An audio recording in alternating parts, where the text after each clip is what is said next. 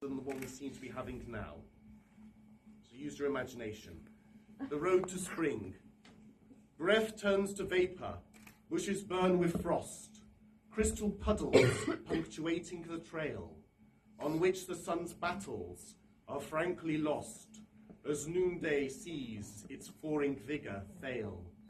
Clear, crisp, cleansing cold, making safe the ground, for dormant life hid in the seeming tomb. What has been lost shall soon enough be found. This icy graveyard is in fact a womb.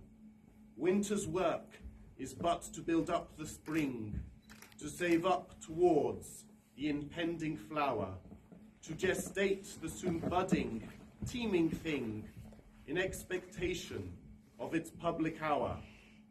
What looks so fully fallen into sleep is just new birth growing within the deep. And now,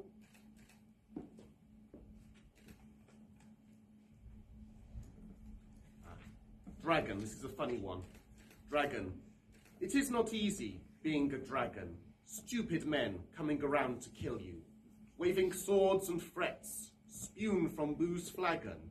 Don't want to kill them, but what can you do? I would have liked a quiet life in peace. I could have been a good slow worm or newt. Instead, these losers try me to decease, to grab their paws on some imagined loot. I'm a big softy, really. If they'd call politely, they could come in and have tea, and I would show them round. No need to brawl. Then they could leave me in tranquility. Yes, you can see my cave. It's not too cold. Just please don't expect to find any gold. This next poem is a slightly alternative reading on Homer's Odyssey. Another Odyssey. Mad Odysseus makes us row to certain death at double speed.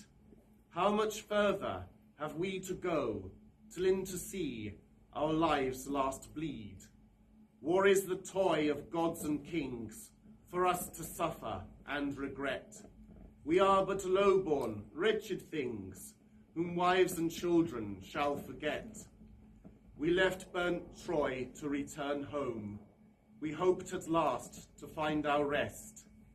Combed out like lice by mother's comb, instead our sighs set in the west.